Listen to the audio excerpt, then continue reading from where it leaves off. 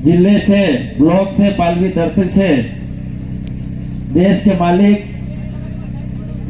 और इस कार्यक्रम कराने वाला आयोजन समिति जो इतना बड़ा सम्मेलन कराया, उनको सबको मेरी ओर से खूब खूब धन्यवाद जोहार करना चाहूंगा।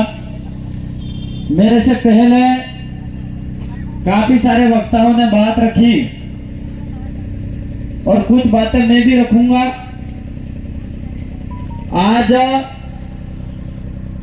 हमारे यहाँ आरक्षण की मांग करने की जरूरत कहां पड़ रही है, जबकि भारत का संविधान जो बना है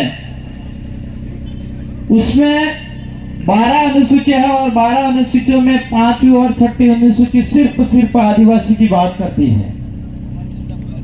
फिर भी आज हम लोग सड़कों पे हैं, कभी कलेक्टर को ज्ञापन तो कभी आयुक्त को ज्ञापन देना पड़ रहा है। मेरे जहां तक जानकारी है, मैं जब से समझदार हुआ हूं तब से अभी तक आरक्षण की मांग कर रहे हैं, ऐसा लग रहा है मुझे। और हमारे से पहले भी आरक्षण के मांग हमारे जो डोकरे थे उन्होंने भी मांग करी है। लेकिन दुख इस बात का होता है कि आज जो हमारे आरक्षण की मांग करते हैं हम लोग, और आज तक नहीं मिला है हमको, और जो मिला था हमारा ही नेताओं ने बेच दिया, वो सबसे बड़ा दुख होता है। जब 2013 की अधिसूचना जारी हुई, हम लोग दूसरों को गालियां देने से कोई मतलब नहीं है। हमारा आरक्षण बेचने वाले नेता हमारे ही आदिवासी नेता थे कि नहीं थे? तो उन नेताओं को पहले चेंज करने की जरूरत है। आज उदयपुर संभाग के अंदर और बांसवाड़ा संभाग के अंदर ताकत से 3 विधायक तो बने और 3 विधायक जयपुर के अंदर भी गए और यहाँ ट्राइबल की आवाज भी वहां पे गए। वो सबसे बड़ी ताकत आप में हुई। लेकिन हम 3 में से अब आप सब रात दिन मेहनत करके तन मन धन से लगे गए हो, तो एक आवाज हमारे में से दिल्ली जाएगी, और वो दिल्ली जाने वाली आवाज कोई छोटी आवाज नहीं है। वो आवाज वो राजस्थान के अंदर जब हमारे यहां से 17 एमएलए जीत के जाते थे और पूरे राजस्थान के अंदर 24 से 25 एमएलए थे जो आदिवासी का नाम लेना पसंद नहीं करते थे, उन गुंगो नेताओं को बुलाने वाला व्यक्ति अभी दिल्ली जाने के लिए तैयार हुआ है। यहां राजस्थान की आवाज बुलंद हुई, लेकिन डूंगरपुर और बांसवाड़ा की जनता अगर ठान लेगी और रात दिन मेहनत करेगी तो यहां से आवाज दिल्ली जाएगी और पूरे देश की आवाज आदिवासी की बोलेगी। ये मैं आपसे वादा करता हूं, क्योंकि आज तक हमारा इतिहास उठा के देखा जाए, यहाँ पे जयपाल सिंह मुंडा की तस्वीर है। जब संविधान सभा के ये भी सदस्य थे, तब जाके हमारे अधिकार मिले। डॉक्टर भीमराव अंबेडकर का इतिहास उठा के देखे तो वो भी दलित समाज से आते थे, तब जाके हमारा देखा था। और हम लोगों ने जिस रिजर्व सीट से, आदिवासियों की रिजर्व सीट से विधायक बना के, एमपी बना के भेजे, उन लोगों ने हमारी पैरवी नहीं करी, हमारी सुरक्षा नहीं करी, उल्टा हमारे पैर काटने का काम करा है, उल्टा हमारा नुकसान करने का काम करा है। इसलिए इन नेताओं को चेंज करने की जरूरत है। और जो महेंद्र सिंह जी मालविया, जो यहाँ के कांग्रेस के नेता बोलते थे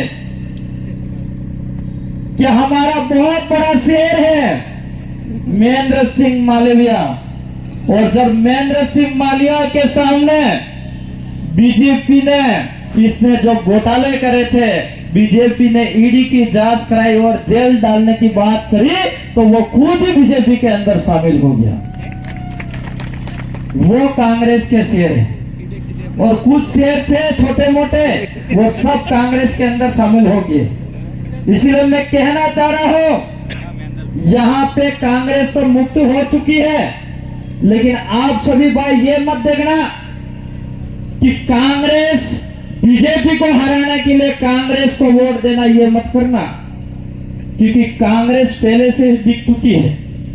इस उदयपुर संभाग और डूंगरपुर यहाँ पे बांसवाड़ा संभाग के अंदर जितने भी नेता थे वो सर डर के मारे जा रहे हैं बीजेपी के अंदर, और हमारे बीजेपी की आवाज रोकने के लिए ये कांग्रेस में वोट डाइवर्ट करेंगे और बीजेपी को जिताने का काम करेंगे। ये बहुत बड़ा षड्यंत्र होगा, इस बात को समझने की जरूरत है।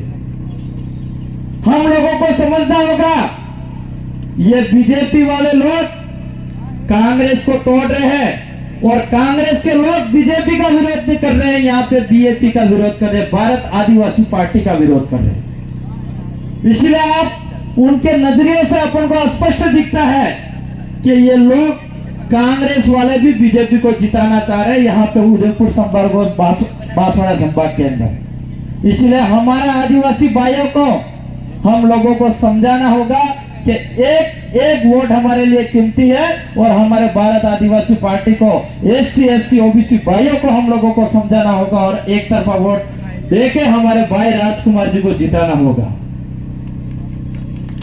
आज मैं समझता हूं हम लोग यहाँ पे हजारों की लाखों की संख्या में यहाँ पे आए हैं, और यहाँ पे आके रैली के रूप में जाएंगे और बांसवाड़ा संभाग स्तर पे रैली एक अखबार में छप भी जाएगा, और यहाँ पे आयुक्त को हम ज्ञापन भी दे देंगे, लेकिन ये सिर्फ मेल कर देंगे। मुझे नहीं लग रहा है कुछ होने वाला है, लेकिन आप लोगों सब ठान लो और आप सब लोग मान लो, रात दिन मेहनत कर दोगे तो भाई राजकुमार जी को जिता के अगर दिल्ली भेज दोगे तो 1 लाख जनता यहाँ आयुक्त के सामने बिठाना और 1 मिनट दिल्ली में जाके बोलना दोनों बराबर है, क्योंकि यहाँ पे सिर्फ आईएएस और आईपीएस बैठते हैं, लेकिन वहां पे कई सारे आईएएस और आईपीएस उस दिल्ली की जो सदन होती है उसके अंदर बैठते हो, और इसके बीच में जाके अपना आवाज बुलंद होगी तो आपके हक भी मिलेंगे और अधिकार भी मिलेंगे, लेकिन यह ताकत आप में होनी चाहिए। आज हम समझ रहे हैं, मैं आज आजपुर विधानसभा की जनता को सबसे पहले धन्यवाद देना चाहूंगा, जो आजपुर की जनता ने एक युवा से लगा के, बुजुर्गों से लगा के, महिला ने रात दिन मेहनत करके विधायक बना के जयपुर भेजा, तब जाके मैं जयपुर में आवाज उठा पाया।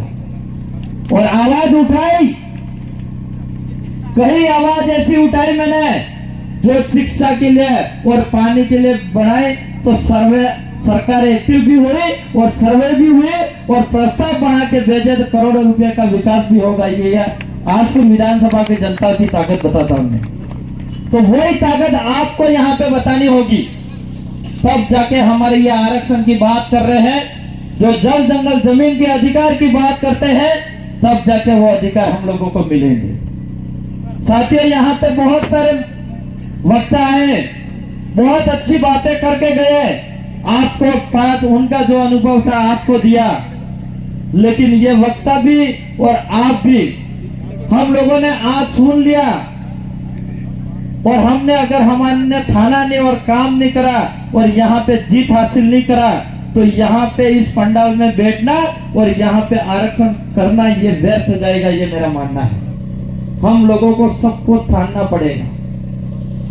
हम लोगों ने, हमारे पुरखों ने लड़ाई लड़ी, तब जाके हमको अधिकार मिला है। हमारे पुरखे कभी किसी से नहीं झुके, अंग्रेजों से नहीं झुके, किसी से नहीं झुके, तब जाके हमारा यहाँ पे अधिकार मिला, और तब जाके भारत के संविधान के अंदर 5 अनुसूची लागू हुई है।